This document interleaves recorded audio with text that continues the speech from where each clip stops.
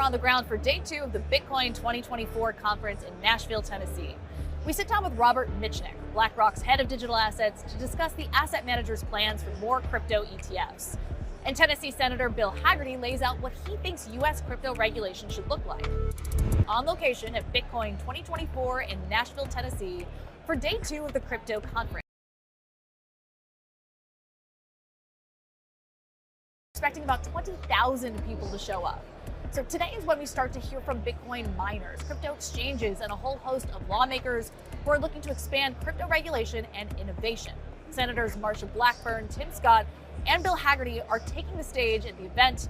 Of course, this all leads up to the big headliner tomorrow, Republican presidential nominee Donald Trump, who in recent months has positioned himself as a pro-crypto candidate for president. He'll be here addressing Bitcoin fans on the final days of this conference, and will bring you coverage of that speech on Monday. A Trump campaign aide told CNBC the former president raised more than $4 million in crypto so far, most of it in Bitcoin, but his campaign can accept contributions in a range of other cryptocurrencies, including Ether, Dogecoin, Shiba Inu coin, and the US dollar peg stablecoin USDC.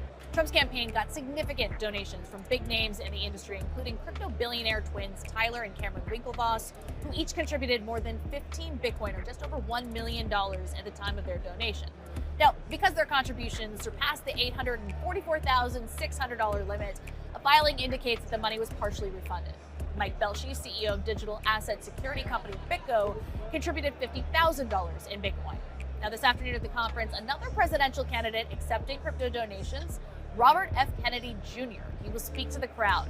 The independent candidate's campaign announced last May that it would accept Bitcoin contributions. And we'll have more from this conference in just a bit, but first let's get a quick check of the markets. Crypto prices in the green to end the week, with Bitcoin climbing back to the $67,000 level as of noon Eastern. Ether rose more than 3.5% to the $3,200 level on the 4th day after spot Ether ETFs started trading here in the U.S. And Solana, it soared more than 6.5% to $181. Now, taking a look at those spot ETH ETFs from issuers including Grayscale, BlackRock, and Fidelity, all are in the green today, a reversal from yesterday, up by about 4% as of noon Eastern. For the week, Bitcoin is up slightly, and Ether dropped more than 7.5% as of noon. Solana, however, is up more than 6% for the week. All right, jumping straight into our conversations here at Bitcoin 2024, I sat down with Robert Mitchnick, head of digital assets for BlackRock, yesterday afternoon. Of course, BlackRock was one of the asset managers that launched a spot Ether ETF here in the US this week. We talked all about that and whether BlackRock might launch other crypto ETFs in the future. So we saw this blockbuster debut of spot Bitcoin ETFs. They launched in January. You guys are in the lead. Talk to me about how you feel about the launch and how it's gone in the last 7 months. Yeah, well, obviously we've been pleased with how the iShares Bitcoin Trust has done. We had high expectations for the level of client demand that we would see, given over many years we'd had clients expressed interest in being able to access Bitcoin in an accessible, convenient way. But I would say this even exceeded our rather high expectations for it. And you surpassed Grayscale in May, still maintaining that lead at this point. What's next for you guys on the spot Bitcoin ETF front? Just keep riding this wave, or are looking to get wealth managers to make a portfolio allocation recommendation? Yeah, well, it's still very early actually in the client adoption journey, which is interesting, even with all the success that it's had. If you think about our 3 segments across iShares being really end investors, wealth advisory, and institutions, that first channel right out of the gates came on very, very strong. And that was everything from small dollar retail to ultra high net worth with very large positions. But when we talk about wealth advisory or institutions, we're still very early days. Institutions are on an education, diligence, research journey. We're playing a big part in helping them through that. And wealth advisory, typically it takes multiple years on some of the biggest platforms to get approval for new ETFs. Many of our large partners there are accelerating their efforts to go through that approval process, but they're still not there yet. So there's actually a long way to go in terms of our client journey. I've been speaking with some of the other issuers about exactly that and this due diligence window, and they say that the most aggressive of those that are going through this process right now say that it could be 3 to 6 months. Does that just seem overly ambitious? What's a more realistic expectation for how long it might be until these recommendations can be made? Yeah, it's hard to say. I mean, we're 6 months in now since the Bitcoin ETFs launched. We're 2 days in since the Ethereum ETFs launched. As I said, normal timeline would be multiple years. Those have been expedited by a bunch of firms, so could it happen this year? Certainly it could. Why do you think your product is resonating over some of the others that are out there? Yeah, well, certainly investors have been resoundingly choosing IBIT for Bitcoin access, and I think that comes from a combination of us being both obviously a leading player, the number one leading player in ETF markets globally, plus the capabilities that we marry that with in terms of digital asset space, having built, starting in 2021, Coinbase Prime capabilities into our Aladdin investment system that allowed this product to run on the same operating and risk platform that the other 1,300 plus iShares ETFs globally do. So you mentioned that Tuesday we saw the launch of spot Ether ETFs here in the US. And my question is, the SEC is not comfortable with having the Ether that lives in an ETF be staked. And to me, that's what a lot of investors find is one of the most appealing aspects of having exposure to Ether, that you're earning this yield on that investment. What do you think? Is that going to be a headwind for adoption, or is it just a matter of time until the SEC gets on board with staking? I'm just trying to work out the calculus here of why somebody would park money in a spot Ether ETF when they're missing out on this huge perk. Yeah. Well, staking is an interesting feature of Ethereum and other proof-of-stake blockchains, but it's not something that's universally done by any stretch, even before these ETFs existed. When you look at all the supply of Ether today, only about 29% of that is actually staked today. So certainly existing investors, many of them are staking, but even a larger majority are not. Now, when BlackRock put in an application last summer, it was a seismic shift in the conversation, because up until then, it was unclear where the SEC was going to land on this. It seemed to be this really helpful push when BlackRock joined the group of applicants. And my question to you is, how did you get BlackRock comfortable with this kind of investment? Well, I think if you look at our journey in digital assets across multiple years, we were building towards this moment. And if you think of, as I mentioned, that partnership with Coinbase to build the technological capabilities around crypto trading and custody support, the launch of our Bitcoin private trust in 2022, the partnership we have with Circle on the stablecoin front, the work we've done in tokenization, all those things were in response to technology transformation that was happening in the ecosystem, plus client demand that existed for access solutions. The Bitcoin ETF was a very logical progression of that. Are you planning other digital asset offerings? Well, if you think about where our clients are today, they are overwhelmingly most interested in Bitcoin, certainly some significant interest in Ether as well, and very little beyond that in sort of the long tail of crypto assets that exist. And so for now, this is certainly where we are. In time, maybe some of those smaller assets grow to a point where they would be fit for purpose, but there's a pretty big gap today between Bitcoin, then ETH, then everything else in terms of liquidity, track record, maturity, et cetera. There's this perception that Wall Street was really staying on the sidelines until they could get hard and fast rules from Congress, and we're starting to see some progress there, but nothing has made it to the finish line in terms of being signed into law.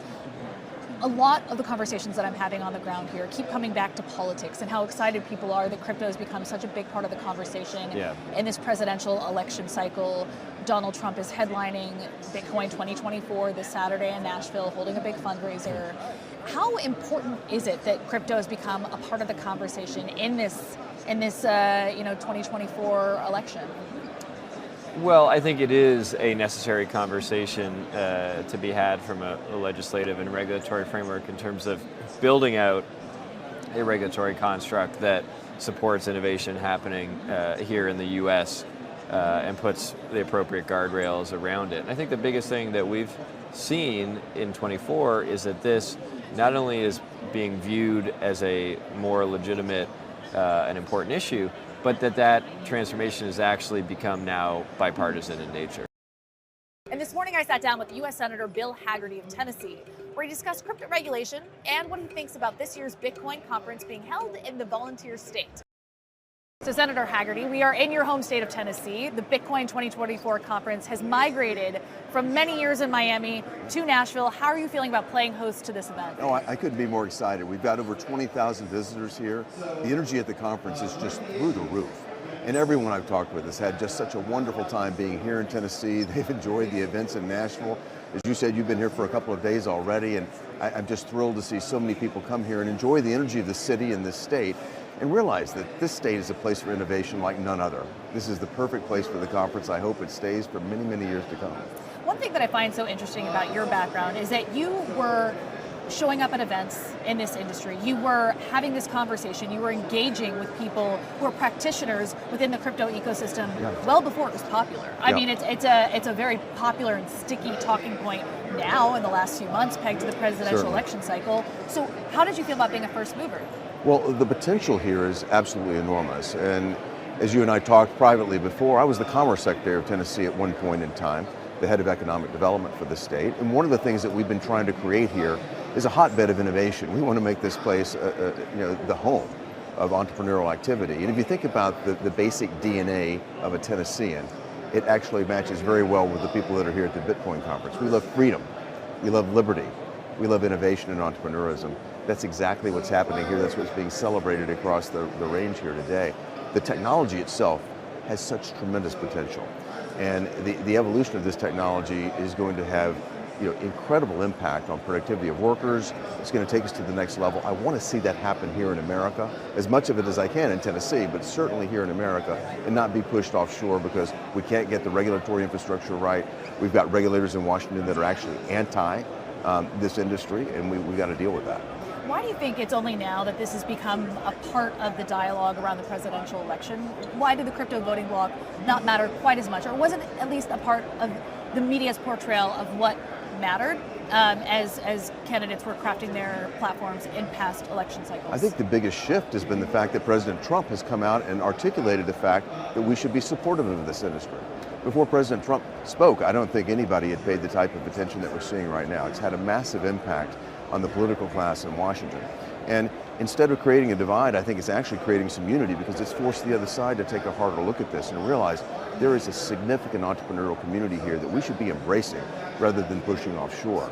We've still got a massive job to deal with respect to our regulatory class, though, with their Operation Choke Point 2.0, everything they're doing to actually choke off this industry, because there are many in Washington that don't like decentralized solutions. They prefer centralized solutions, and we've got to deal with that. We've got to push back on it. Were you part of why Trump started to speak about Bitcoin on the campaign trail? I've been talking with President Trump about Bitcoin and about the cryptocurrency technology broadly for some time. The potential here, President Trump completely grasps.